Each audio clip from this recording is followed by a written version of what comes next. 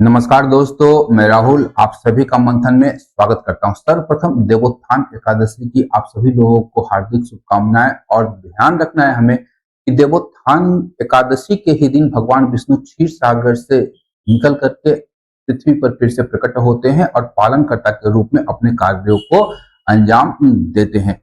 तो आज के इस सेशन से हम लोग झारखंड से संबंधित जो भी प्रतियोगी परीक्षाएं हैं उसके लिए एक नवीन सेशन लेकर के मैं प्रस्तुत हुआ आप लोग के सामने में। या आप जेपीएससी का तैयारी कर रहे हो, चाहे जेएसएससी का, या झारखंड एसआई की तैयारी कर रहे हो, एलडीसी की तैयारी कर रहे हो, या फिर झारखंड टेट की तैयारी कर रहे हो, उन सभी के लिए यह सेशन अत्यंत महत्वपूर्ण होगा। साथ ही साथ हमें ध्यान रखना है कि दिसंबर माह में एक्साइज कांस्टेबल की जो संभावित एग्जामिनेशन की तिथि दी गई है उसके लिए तो यह सेशन रामबाण सिद्ध होगा, ये ध्यान रखना है हमें। और इसके माध्यम से हम लोग संपूर्ण झारखंड को कवर करने का प्रयास करेंगे। बिल्कुल नया सेशन आप लोग के लिए बनाया है और बिल्कुल नए तरीके से इसे प्रेजेंट करने का प्रयास किया है। इन्हीं सब सिलसिले में काफी दिनों से व्यस्त था, इसलिए आप लोगों के सामने उपलब्ध नहीं हो पा रहा था। अब सारी चीजें लगभग तैयार हो चुकी हैं और रेगुलर इंटरवल्स पर आप लोगों को ये सेशंस मिला करेंगे। सबसे पहले अगर हम लोग देखते हैं झारखंड के ऐतिहासिक परिचय और स्रोत के विषय में, तो ध्यान रखिएगा कि झारखंड का जो इतिहास है वो अत्यंत समृद्ध और प्राचीन इतिहास है, जो विभिन्न आदिवासी संस्कृतियों, क्षेत्रीय राज्यों और प्राकृतिक भूगोल के द्वारा इसने अपना आकार लिया है। साथ ही साथ अगर हम लोग देखें तो इस क्षेत्र में कई शासकों का उत्थान भी हुआ और कई शासकों का पतन भी हमने देखा है। जैसे अगर हम लोग देखें तो छोटा नागपुर में शासन करने वाला चाहे नागवंश हो, या हम लोग चेरो खरवार देखते हैं हमारा पलामू में या लातेहार में, ये ध्यान रखिएगा।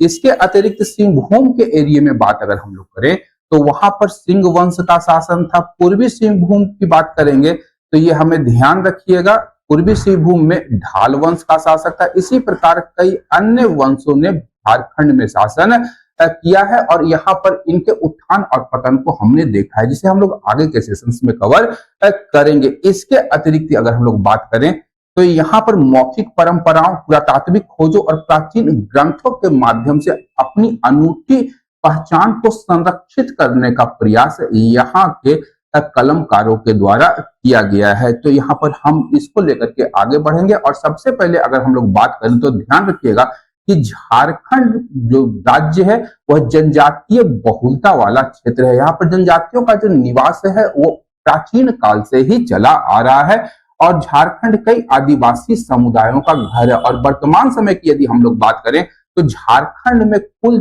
33 जनजातियां निवास करती है, जिनमें सबसे नवीनतम जनजाति के रूप में अधिसूचित किया गया है पुरान जनजाति को। अब अगर हम लोग बात करें कि आखिर किस कालखंड से कब किस जनजाति का झारखंड में सर्वप्रथम और सबसे अंत में प्रवेश होता है, तो झारखंड में सबसे पहले असुर जनजाति का प्रवेश हम लोग देखते हैं, ध्यान रखिएगा। और इसे प्राचीनतम जनजाति के रूप में जाना जाता है। असुर जनजाति के बाद में हम लोग देखते हैं बिरजिया, बिरहोर और खड़िया, ये ध्यान रखिएगा। बिरजिया, बिरहोर और खड़िया का आगमन होता है, यहाँ ध्यान रखिएगा। 33 जनजातियों का जिक्र वो यहाँ पर नहीं किया गया है, केवल प्रमुख जनजातियों का ही जिक्र आप लोगों के समक्ष किया गया है, जो एग्जामिनेशन के पॉइंट ऑफ व्यू से अत्यंत ही महत्वपूर्ण है।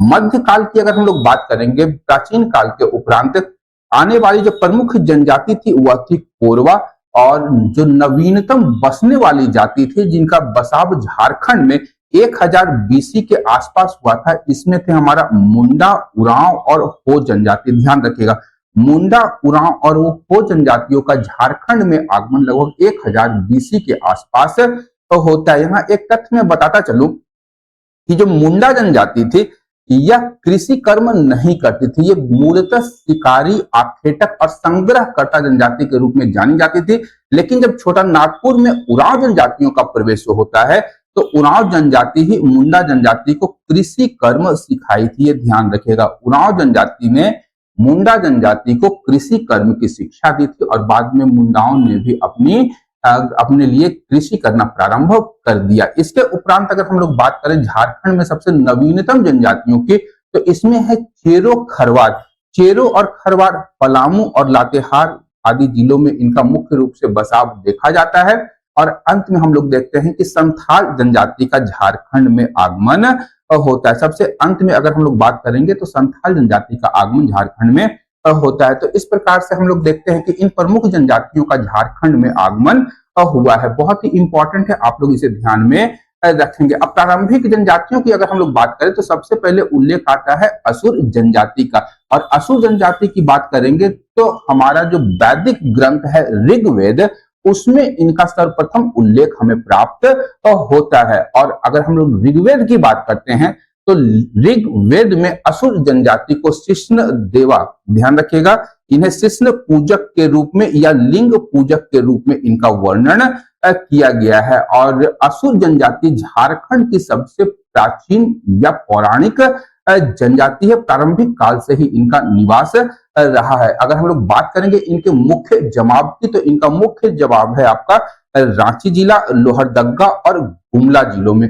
इन 3 जिलों का नाम ध्यान रखिएगा। रांची, लोहरदगा और गुमला जिलों में असुर जनजाति का मुख्य रूप से निवास रहा है। और इनका मुख्य कार्य जो था यहाँ पे वह था आपका लोहा गलाना। ध्यान रखिएगा, लोहा गलाना इनका मुख्य कार्य था। इसके अतिरिक्त बिरजिया, बिरहोर और खड़िया की अगर हम लोग बात करें तो इनका आगमन जो है संभवतः कैमूर की पहाड़ियों से हुआ है। ये ध्यान रखिएगा, कैमूर की पहाड़ियों से होते हुए इन्होंने छोटा नागपुर में प्रवेश किया था। और यहाँ पर ध्यान रखना है हमें कि कैमूर की जो पहाड़ियां हैं वो बिहार राज्य में पड़ती हैं। और सोन नदी जो है, ये ध्यान रखिएगा, सोन नदी जो है ये कैमूर की पहाड़ी और छोटा नागपुर के पठार को विभाजित कर देती है। ये ध्यान रखिएगा, बड़ा इंपॉर्टेंट फैक्ट है। ये ज्योग्राफी में जब हम लोग जाएंगे तो यहाँ पर हम लोग समझेंगे कि किस प्रकार से ये विभाजन होता हुआ हमें दिखाई देता है। कोरबा की बात करिए, कोरबा जनजाति झारखंड में प्रारंभिक बसने वाले जनजातियों में से एक थी। तो इस प्रकार से हम लोग देखते हैं कि असुर, बिरजिया, बिरहोर, खड़िया, कोरबा आदि जो थी ये यहाँ की प्राचीनतम जनजाति है। और आदिम जनजातियों में इन्हें शामिल किया जाता है। यहाँ ध्यान रखिएगा कि झारखंड में कुल 8 आदिम जनजातियां हैं, जिनमें से ये 5 जनजातियां भी शामिल होती हैं। ये ध्यान रखिएगा। आगे हम लोग जब जनजातियों को पढ़ेंगे तो वहां हम लोग पूर्ण रूप से इस पर डिस्कशन करेंगे। विषयांतर करने की यहाँ पे आवश्यकता नहीं है, नहीं तो दोहराव भी हो जाता है। चलिए, मुंडा और उरांव और हो जनजातियों की बात करेंगे तो ध्यान रखिएगा, मुंडा जनजाति ही पहली जनजाति थी जिसने झारखंड में क्षेत्रीय राजवंश की स्थापना की थी। और यहाँ पर इन्होंने नागवंश की स्थापना में योगदान किया था। इससे पहले अगर हम लोग देखें, जब हम लोग आगे देखेंगे झारखंड में क्षेत्रीय वंशों की स्थापना में, तो वहां पर ऋषा मुंडा ये पहले व्यक्ति थे जिन्होंने झारखंड में राज्य स्थापना में अपना महत्वपूर्ण योगदान दिया था। और इनके ही द्वारा सुतिया पाहन को बनाया जाता है झारखंड का प्रथम शासक। उसके बाद मदरा मुंडा आते हैं और फिर बाद में हम लोग देखते हैं कि फनी मुकुट राय जो कि पुंडरिक नाग और पार्वती के पुत्र थे, उनके द्वारा यहाँ पर नागवंश की स्थापना कर दी जाती है। इसके उपरांत हम लोग देखते हैं उरांव जनजाति।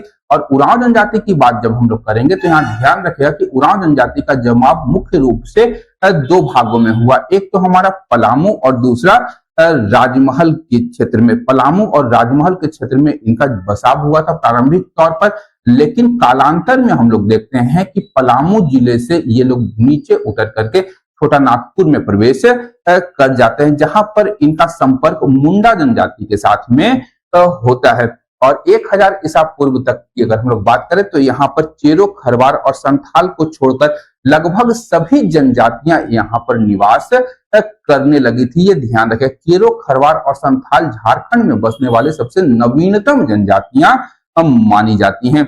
इसके उपरांत बात करेंगे संथाल जनजाति का विस्तार। तो ध्यान रखें, प्रारंभिक मध्यकाल की अगर हम लोग बात करेंगे तो प्रारंभिक मध्यकाल में इनका बसाव मूल रूप से हजारीबाग के क्षेत्र में हुआ था। कालांतर में अगर हम लोग देखें तो ये वहां से उठ करके संथाल परगना की ओर इनका विस्तार होता है ब्रिटिश काल में। ध्यान रखें, हजारीबाग से इनका विस्तार संथाल परगना की ओर होता है। इसके अतिरिक्त पश्चिम बंगाल में निवास करने वाली जो संथाल जनजाति थी वो भी हमारे संथाल परगना या राजमहल की ओर या दामिने कोह, ब्रिटिश काल के दौरान इस क्षेत्र को दामिने कोह के रूप में जाना जाता था। यहाँ पर इनका बसाव होना प्रारंभ हुआ और पश्चिम बंगाल से इनका आगमन होता हुआ हमें दिखाई देता है।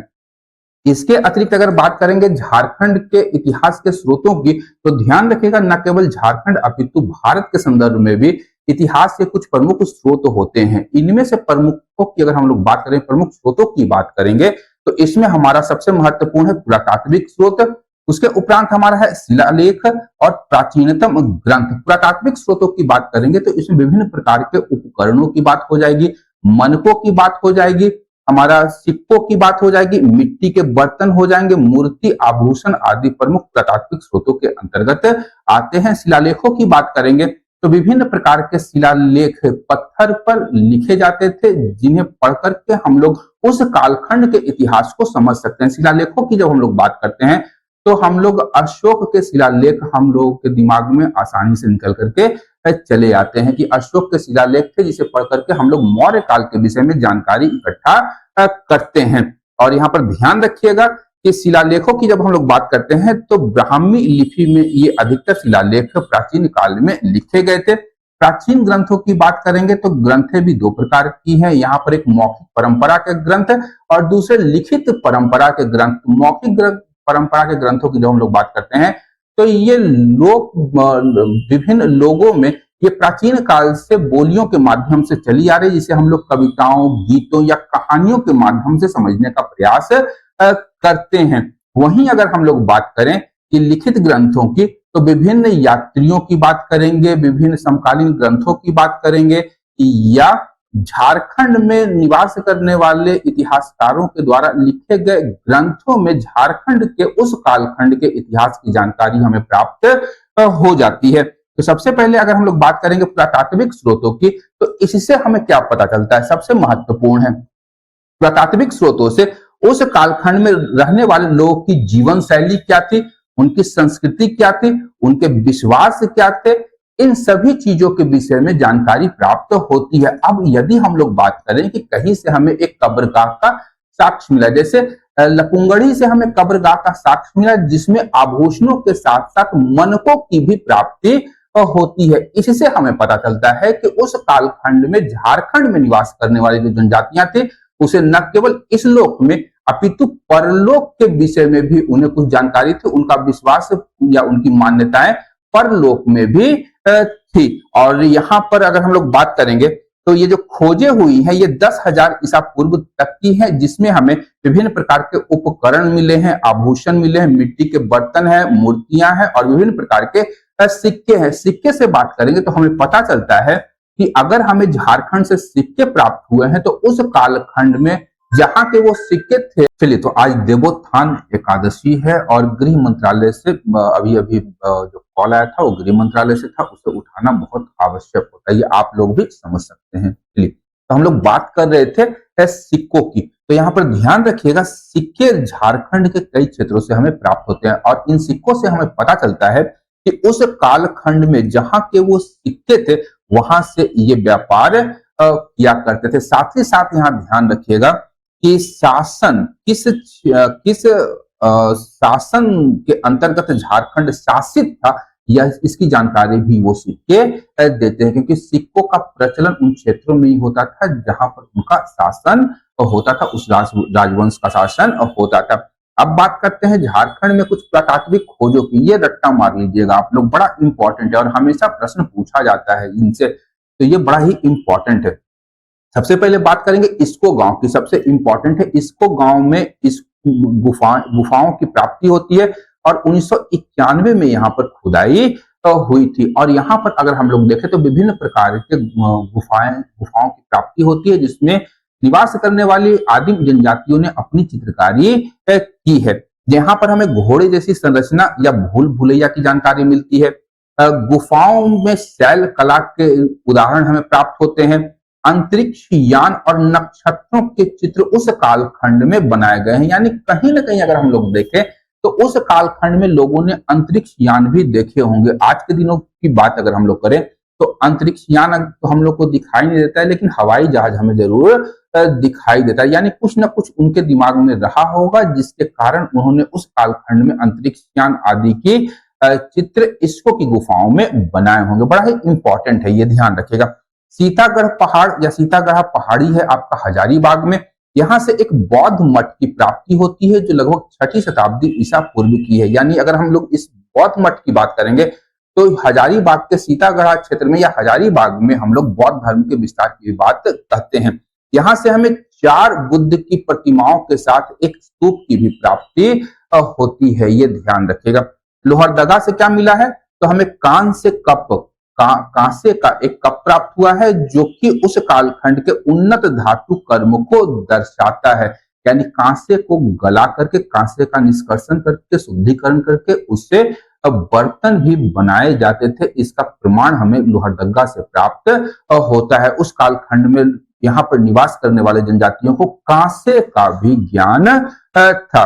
पांडु की बात करेंगे, पांडु आपका पलामू में है। वहां से एक पत्थर की चौकी मिली है और ये जो चौकी है वर्तमान में पटना संग्रहालय में सुरक्षित रखी गई है। साथ ही साथ पांडु से हमें मिट्टी की दीवार और तांबे के औजारों की प्राप्ति होती है। कांसे के साथ साथ तांबे का उपयोग भी ये लोग जानते थे।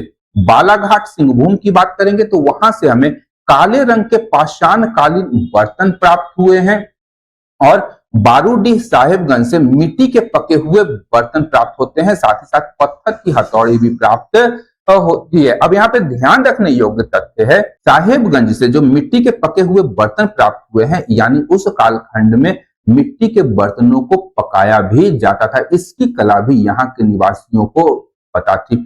इसके अतिरिक्त लपुंगड़ी की बात करेंगे, ये हजारीबाग में है। यहाँ से कब्रगाह के साक्ष्य मिले हैं जिसकी चर्चा हम लोग पहले कर चुके हैं।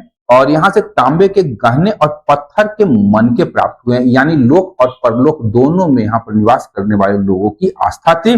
दूध पानी हजारीबाग में है। यहाँ से पालकालीन बुद्ध प्रतिमा की प्राप्ति होती है।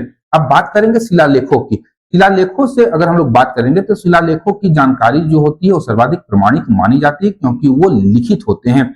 और यहाँ पर ध्यान रखिएगा, ये ऐतिहासिक जानकारी का सबसे महत्वपूर्ण स्रोत माना जाता है और झारखंड में घटने वाली कई घटनाओं की जानकारी हमें ये शिलालेख प्रदान करते हैं। जैसे पिछले किस प्रकार की घटनाएं घटी, किसने आक्रमण किया, किस वंश का विस्तार झारखंड में था, किसका शासन था, यहाँ के शासक, यहाँ की संस्कृति आदि की जानकारी हमें इन शिलालेखों से प्राप्त होती है।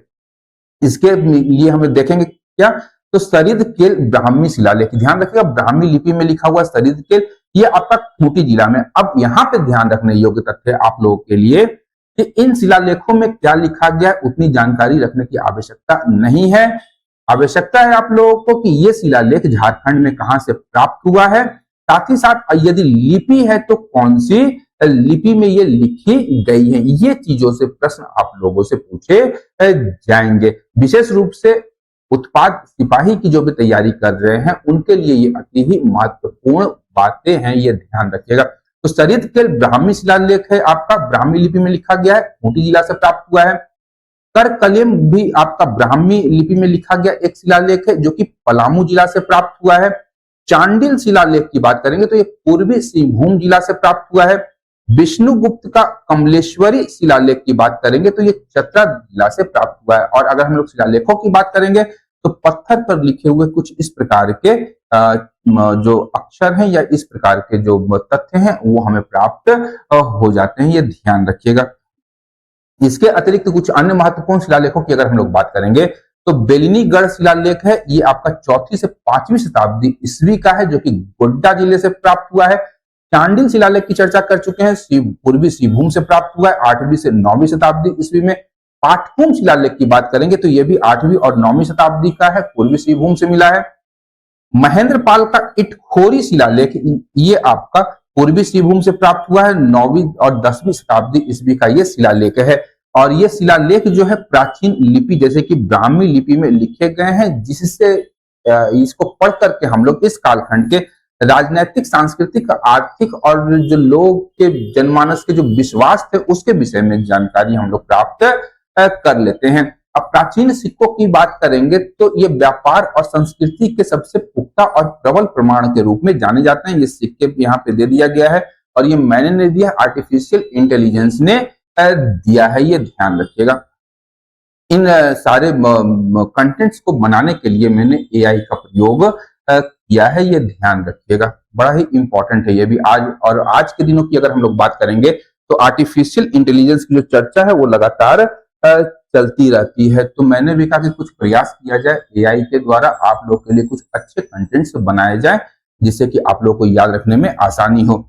और रांची जिले की बात करेंगे तो यहाँ से सबसे पहले हमें कुषाण कालीन सिक्के प्राप्त हुए हैं। और कुषाणों की बात करेंगे तो यहाँ ध्यान रखना है हमें कि सबसे प्रसिद्ध शासक था कनिष्क। कुषाण वंश का सबसे प्रसिद्ध शासक था कनिष्क, ये ध्यान रखिएगा। और इसकी दो राजधानियां थी, एक तो हमारा पुरुषपुर था, पुरुषपुर जो कि वर्तमान पाकिस्तान के पेशावर को कहा जाता था, और दूसरा हमारा इसकी राजधानी थी मथुरा जो कि वर्तमान उत्तर प्रदेश राज्य में स्थित है। तो रांची से कुषाणकालीन सिक्के मिले। दूसरा हमारा सिंहभूम से रोमन सिक्कों की प्राप्ति होती है, और इन रोमन सिक्कों की प्राप्ति से हमें पता चलता है कि सिंहभूम में निवास करने वाली जो जनजातियां थी वो विदेशी व्यापार में संलग्न थे। चाईबासा से हमें इंडो सीथियन सिक्के प्राप्त होते हैं, और पूर्वी सिंहभूम और मयूरभंज से हमें 8वीं और 10वीं शताब्दी के ईस्वी के सिक्के हमें प्राप्त होते हैं। तो इन सिक्कों से भी प्रश्न बराबर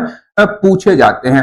अब मूर्तियों और शिल्पकला की बात करें तो यहाँ पर ध्यान रखिएगा कि झारखंड में जो भी मूर्तियां खोजी गई हैं, जो भी शिल्प कलाएं प्राप्त होती हैं, वो विभिन्न धार्मिक परंपराओं और कलात्मक उत्कृष्टता को प्रदर्शित करते हैं। सबसे पहले अगर हम लोग बात करेंगे मूर्तियों की प्राप्ति की तो दुमदुमा हजारीबाग का नाम ध्यान रखिएगा। और यहाँ पर एक और मैं तथ्य बताता चलूं कि जैन धर्म और बौद्ध धर्म की जो मूर्तियां मूल रूप से प्राप्त होती हैं तो वो हमारा प्राप्त होता है मूल रूप से सीमावर्ती क्षेत्रों से, या तो बिहार से संलग्न क्षेत्रों से या पश्चिम बंगाल से जुड़े हुए क्षेत्रों से ये मूर्तियां हमें प्राप्त होती हैं। एक तो बिहार की जब हम लोग बात करते हैं तो यहाँ जैन धर्म और बौद्ध धर्म का उदय हुआ था, जिसके कारण इसका प्रसार झारखंड में होता हुआ हमें दिखाई देता है। और दूसरा पश्चिम बंगाल के सीमावर्ती क्षेत्रों की बात करेंगे जो कि झारखंड में स्थित है, तो वहां पर हम लोग देखते हैं कि पाल वंश का शासक था, और पाल वंश जो थे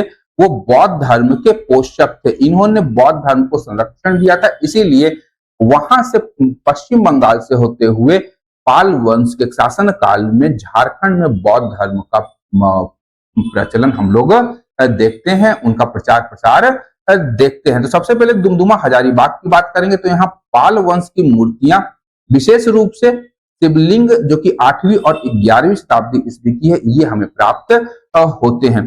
पलामू किला की बात करेंगे तो ये लातेहार में है, ध्यान रखिएगा। पलामू किला आप लोग पलामू में मत मारिएगा, ये लातेहार जिला में है वर्तमान, क्योंकि लातेहार जिला का जो निर्माण किया गया था वो पलामू को काट करके ही किया गया था। तो पलामू किला का जो है वो लातेहार में है। यहाँ पर ध्यान रखने की आप लोग को थोड़ी सी आवश्यकता है, टाइपो एरर है यहाँ पे, ये हजारीबाग यहाँ मैंने गलत एंट्री कर दी है, ये ध्यान रखिएगा। पलामू किला से हमें देखते हैं कि बुद्ध की भूमि स्पर्श मुद्रा में एक अनूठी मूर्ति प्राप्त होती है। बड़ा इंपॉर्टेंट है, ये प्रश्न पूछा जा सकता है कि झारखंड के किस स्थान से भगवान बुद्ध की भूमि स्पर्श मुद्रा में एक मूर्ति प्राप्त होती है। तो पलामू किला लातेहार से प्राप्त हुई है। हजारीबाग आप लोग काट देंगे, और जो मैं पीडीएफ आप लोग को टेलीग्राम में प्रोवाइड करवाऊंगा वहां पर ये अपडेट मैं कर दूंगा, ये ध्यान रखिएगा। चलिए, तो सिंहभूम की बात करेंगे। सिंहभूम में 7वीं से 8वीं शताब्दी ईस्वी की हिंदू और जैन मूर्तियां प्राप्त होती हैं। कांसावती नदी आपका पलामू में है, वहां से हमें जैन मूर्तियों की प्राप्ति होती है। धनबाद और हजारीबाग से बुद्ध की मूर्तियां प्राप्त हुई हैं। बेनुसागर पश्चिम सिंहभूम में, ये ध्यान रखें, बेनुसागर आपका पश्चिमी सिंहभूम में है, जहां 7वीं शताब्दी की जैन मूर्तियां प्राप्त होती हैं। तो इस प्रकार अगर हम लोग देखें तो ये कंप्लीट रूप से ये सीमावर्ती क्षेत्र है, पलामू हो चाहे पश्चिमी सिंहभूम हो चाहे धनबाद हो या हजारीबाग हो। इसके अतिरिक्त बात करेंगे हम लोग प्राचीन चित्रकला और शैल कला की, तो यहाँ ध्यान रखिएगा कि झारखंड में के विभिन्न क्षेत्रों में प्राचीन चित्रकला और शैल कला प्रारंभिक मानव जीवन की एक झलक प्रदान करते हैं। जैसे हजारीबाग की बात करेंगे तो 1991 में यहाँ पर इस्को के गुफाओं की खोज की गई थी, जिसकी चर्चा हम लोग पूर्व में कर चुके हैं, और यहाँ से कई स्थानों से हमें प्रागैतिहासिक काल के चित्र प्राप्त होते हैं, जिसका निर्माण यहाँ पर निवास करने वाले आदिम जनजातियों के द्वारा किया गया था। और यहाँ ध्यान रखें, दूसरा है हमारा भवनाथपुर। पलामू और गढ़वा जिलों में शिकार के दृश्य दिखाने वाले कई गुफा चित्रों की प्राप्ति हमें होती है। भवनाथपुर आपका गढ़वा जिला में है। इसके अतिरिक्त ध्यान रखिएगा, इसको गांव हजारीबाग में हमें आदिम चित्रकला के कई साक्ष्य प्राप्त होते हैं। साथ ही साथ प्राचीन सूर्य मंदिर और गुफाओं की भी प्राप्ति हमें यहाँ पे हो जाती है। इसके अतिरिक्त अगर हम लोग देखें तो इन शैल कलाओं में या इन गुफाओं में जो चित्रों का निर्माण किया गया है, इनमें अक्सर हिरण, भैंस जैसे जानवरों को दर्शाया गया है, इनका शिकार करते हुए दर्शाया गया है, जिससे हमें इन प्रारंभिक मानवों की जीवन शैली के विषय में जानकारी प्राप्त होती है। साथ ही साथ अब हम लोग बात करेंगे साहित्यिक स्रोतों में झारखंड को किन किन नामों से जाना जाता है। इससे भी प्रश्न कई बार पूछे जाते हैं, हमेशा इनसे प्रश्न पूछे गए हैं। सबसे पहले प्राचीन और मध्यकालीन साहित्य में अगर हम लोग देखें तो झारखंड का नाम क्या लिया गया है, तो ऐत्रेय ब्राह्मण में अगर हम लोग बात करें सबसे पहले तो पुंड्र, पुंड या पुलिंद के नाम से इसे जाना गया है। ऐत्रेय ब्राह्मण में झारखंड को पुंड्र, पुंड या पुलिंद कहा गया है। ऋग्वेद में इसे किक्कट क्षेत्र कहा गया। ध्यान रखिएगा, किक्कट क्षेत्र मगध के लिए संदर्भ किया गया है और मगध के निवासियों को ऋग्वेद में ब्रात्य कहा गया है। ये ध्यान रखिएगा, ब्रात्य कहा गया है ऋग्वेद में मगध में निवास करने वाले जनजातियों को, और झारखंड और मगध सहित क्षेत्रों को किक्कट प्रदेश या किक्कट क्षेत्र कहा गया। अथर्ववेद की बात करेंगे तो अथर्ववेद में इस क्षेत्र को हिनान्य प्रदेश के रूप में संदर्भित किया गया है। वायु पुराण में मुरंड कहा गया है। समुद्रगुप्त की प्रयाग प्रशस्ति जो कि एक अभिलेख है हरिसेन के द्वारा, ध्यान रखिएगा, प्रयाग प्रशस्ति की रचना हरिसेन के द्वारा की गई है। प्रयाग से प्राप्त, कौशाम्बी से प्राप्त हुआ है। इसी पर हम लोग देखते हैं कि अकबर ने अपना अभिलेख भी लिखवाया था, ये ध्यान रखिएगा। हरिसेन ने इस प्रयाग प्रशस्ति की रचना चंपू शैली में की है, ये ध्यान रखिएगा, बड़ा इंपॉर्टेंट है। और इसमें मुरुंड देश कहा गया है झारखंड को। समुद्रगुप्त की प्रयाग प्रशस्ति जो हरिसेन द्वारा रचित है, उसमें झारखंड का जो नाम है वो मुरुंड देश के रूप में रखा गया है। और विष्णु पुराण की बात करेंगे तो विष्णु पुराण में मुंड कहा गया है झारखंड को।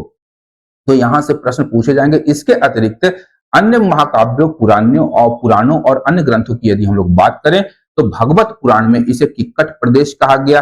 टॉलमी ने अपनी कृति ज्योग्राफिया, ध्यान रखिएगा, टॉलमी की कृति है ज्योग्राफिया, और दूसरा है अल्माजेस्ट, और दूसरा है आपका अल्माजेस्ट। तो अल्माजेस्ट खगोल विज्ञान से संबंधित है, ये ध्यान रखिएगा। अल्माजेस्ट आपका खगोल विज्ञान से संबंधित है और ज्योग्राफिया में उन्होंने विभिन्न क्षेत्रों का वर्णन किया है। तो टॉलमी की जो कृति है ज्योग्राफिया, उसमें झारखंड को इन्होंने मुंडल के रूप में संदर्भित किया है। महाभारत के दिग्विजय पर्व में, याद रखिएगा, महाभारत के दिग्विजय पर्व में इसे पुंडरिक देश कहा गया है। अब यह ध्यान रखिएगा, दिग्विजय पर्व में हम लोग देखते हैं कि जन्मेजय के द्वारा एक नाग यज्ञ का आयोजन किया गया था। उसमें से एक नाग भाग जाता है, उसका नाम था पुंडरिक। वो जाकर के बनारस में निवास करता है, वहां एक ब्राह्मण के यहाँ वेश बदल करके रहता है, उसकी कन्या पार्वती से विवाह करता है, और उसके पश्चात जब वो झारखंड की ओर गया था तो वहां पर उसका रूप पार्वती देख लेती है, और जिससे उसकी प्रसव पीड़ा के उपरांत जब बच्चा पैदा होता है तो इसकी मृत्यु हो जाती है। तो पुंडरिक नाग का पुत्र था फनी मुकुट राय, और फनी मुकुट राय ने यहाँ पर नाग वंश की स्थापना की थी। ये ध्यान रखिएगा, बड़ा अच्छा है, ये कहानी है। कहानी के आधार पर आप लोग ध्यान रखेंगे तो कुछ कुछ चीजें आप लोग को आसानी से याद रह जाएंगी। तो महाभारत के दिग्विजय पर्व में पुंडरिक प्रदेश कहा गया है। इसके अतिरिक्त महाभारत में के अन्य संदर्भों में हम लोग झारखंड का नाम देखते हैं पशु भूमि के रूप में, कर्क या अर्क खंड के रूप में भी इसे जाना जाता है। महाभारत के अन्य भागों में दिग्विजय पर्व के लिए ध्यान रखिएगा, पुंडरिक देश कहा गया है। पुंडरिक नाग की कहानी याद रखिएगा। इसके अतिरिक्त प्रारंभिक मध्यकालीन संस्कृत साहित्य की जब हम लोग बात करते हैं तो झारखंड को कालिंद देश के रूप में जाना गया है।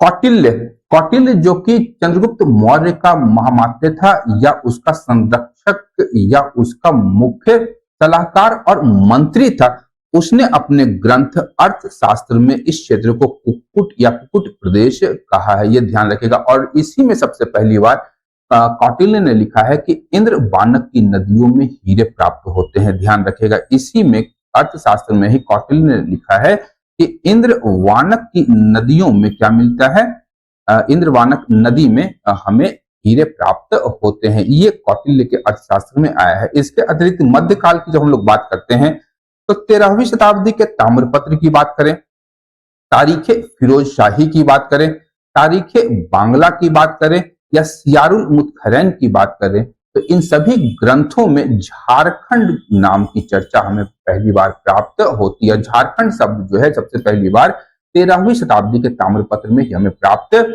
होता है। और सियारुल मुतखरैन याद रखिएगा, सियारुल मुतखरैन जो है बहुत ही महत्वपूर्ण पुस्तक है बिहार, झारखंड और बंगाल के इतिहास की जानकारी के लिए। और इसके रचनाकार हैं आपका गुलाम हुसैन, ये ध्यान रखिए। गुलाम हुसैन खां जो था ये मीर कासिम का सरकारी इतिहासकार था जिसने सियारुल मुतखरैन की रचना की है। और मीर कासिम के इतिहास की जानकारी हमें इस पुस्तक से प्राप्त होती है। इसके अतिरिक्त मुगल काल में आईने अकबरी में इसे कोकरा, खंखरा या खोखरा प्रदेश के रूप में संदर्भित किया गया है, ये ध्यान रखिएगा, बड़ा इंपॉर्टेंट है ये आईने अकबरी। अब इसके बाद हम लोग बात करेंगे कि विदेशी यात्रियों के विवरण में, तो यहाँ ध्यान रखिएगा चीनी और यूरोपीय यात्रियों के अतिरिक्त यहाँ पे हम लोग अन्य ग्रंथों को भी देखेंगे। सबसे पहले वेनसांग को देखते हैं। तो वेनसांग की किताब का नाम है सी यूकी, इसकी यात्रा वृतांत का नाम है सी यूकी। वेनसांग ने छोटा नागपुर के प्रदेश को किलोना सुकालाना या कर्ण सुवर्ण कहा है, याद रखिएगा। छोटा नागपुर को वेनसांग ने कर्ण सुवर्ण या किलोना सुकालाना कहा है। साथ ही साथ किचिंग कोयला कहा है इसने राजमहल क्षेत्र को। और यहाँ ध्यान रखने योग्य तथ्य है कि वेनसांग जो था वो सबसे पहली बार हर्षवर्धन से राजमहल के क्षेत्र में ही मिला था। फाहियान की बात करेंगे तो फाहियान ने छोटा नागपुर को कुक्कुट लाड कहा है। इसके अतिरिक्त हम लोग बात करेंगे तुजुके जहांगीरी में इसे खोखरा प्रदेश कहा गया है। और मुगल काल के लेखन में इसे खुखरा, कुकरा, कोकरा या खांकरा के नाम से जाना गया है। अब बात करेंगे साहित्यिक कृतियों में झारखंड की, जो कि भारतीय संदर्भ में है। तो विभिन्न साहित्यिक कृतियों में झारखंड का नाम हमें उल्लेख मिलता है। जैसे कबीर के दोहे में झारखंड का नाम उल्लेख हमें मिलता है। पद्मावत जो कि मलिक मोहम्मद जायसी की कृति है उसमें भी झारखंड का नाम आता है। अकबरनामा की बात करेंगे तो उसमें भी झारखंड का वर्णन मिलता है। नरसिंह देव द्वितीय का ताम्रपत्र जो है इसमें झारखंड शब्द का उल्लेख हमें प्राप्त होता है। कबीर के दोहे, पद्मावत, अकबरनामा और नरसिंह देव द्वितीय के ताम्रपत्र में झारखंड शब्द का उल्लेख हमें प्राप्त होता है।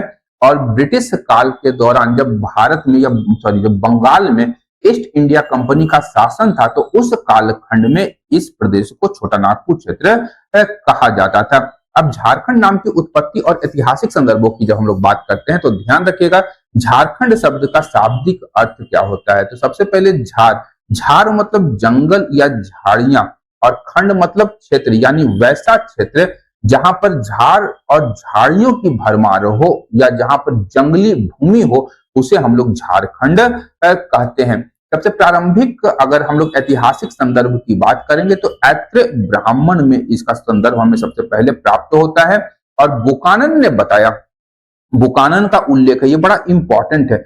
बुकानन ने बताया कि बनारस से लेकर के बीरभूम तक के पठारी क्षेत्र को बुकानन ने झारखंड प्रदेश बताया है। ये बड़ा इंपॉर्टेंट है। नाम देकर के आपसे पूछ सकता है कि बुकानन ने कहां से कहां तक के क्षेत्र को झारखंड कहा है। महाभारत काल में, ध्यान रखिएगा बड़ा इंपॉर्टेंट है, झारखंड जो था बृहद्रथ वंश के सम्राट जरासंध के शासन के अधीन था। और ये ध्यान रखिएगा जब हम लोग महाभारत युद्ध की बात करते हैं तो महाभारत में मुंडा जनजातियां जो थी, मुंडा जनजातियां ने कौरवों के पक्ष में युद्ध किया था। यह ध्यान रखें, कौरवों के पक्ष से युद्ध किया था क्योंकि जरासंध की सेना में मुंडा जनजाति के सैनिक भी शामिल होते थे।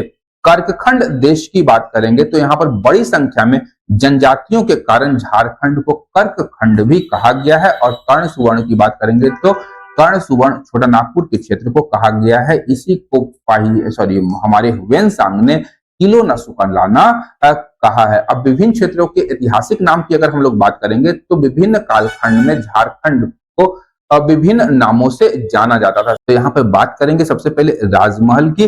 तो राजमहल जो है वह वेनसांग ने इसे किचिंग कोयला कहा है, और इसके पहाड़ी क्षेत्र की बात करेंगे तो इसे दामिने को का नाम दिया गया है। अब दामिने को की स्थापना की बात करेंगे तो ये ध्यान रखिएगा, इसकी स्थापना ब्रिटिश काल के दौरान 1824 ईस्वी में की गई थी, और इसके लिए सर्वेक्षण जो था कैप्टन टैनर के द्वारा किया गया था। कैप्टन टैनर के द्वारा इसका सर्वेक्षण किया गया था। ये आप लोग के लिए एक नया तथ्य, इसे ध्यान में रखिएगा। इसके अतिरिक्त अगर हम लोग बात करेंगे संथाल परगना को प्राचीन काल में नरी खंड कहा जाता था। नरी खंड दीर्घिकार होगा, कार नहीं होगा, नरी खंड कहा जाता था, और बौद्ध साहित्य में इसे काजांगल कहा गया है। संथाल परगना को ही काजांगल कहा गया है। हजारीबाग या रांची के क्षेत्र को मध्यकाल में कोकरा कहा गया है, और बाद में इसका नाम रांची पड़ गया। धनबाद जो था ये मानभूम का इलाका था, ये ध्यान रखिएगा। और उस समय जो मानभूम के क्षेत्र में शामिल था उसमें आपका पुरुलिया और मान बाजार भी शामिल था। पुरुलिया और मान बाजार भी शामिल था, जो कि वर्तमान समय में पश्चिम बंगाल का हिस्सा है। खरसावा की बात करेंगे तो खरसावा को टॉलमी ने इसे कर्तनिया कहा है, और मेगास्थनीज के द्वारा मोडोग्रामोरोगोई किचुंग क्षेत्र की एक जनजाति का उल्लेख किया है मेगास्थनीज ने अपने विवरण में।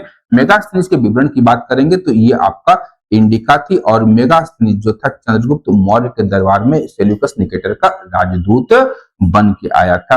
तो हम लोग यहाँ पर आज के सेशन के लिए इतना ही रखेंगे। नेक्स्ट सेशन में हम लोग पाषाण काल के संबंध में किस प्रकार की घटनाएं हुई, क्या क्या प्राप्ति हुई है अभिलेखों की, या किस किस प्रकार के उपकरणों की प्राप्ति हुई है, उसे हम लोग देखने का प्रयास करेंगे, समझने का प्रयास करेंगे। तो आज के लिए इतना ही, मिलते हैं अगले सेशन में। तब तक के लिए धन्यवाद। देखते रहिए मंथन, क्योंकि मैं इस प्रकार के वीडियोस लाता रहता हूँ। Thank you.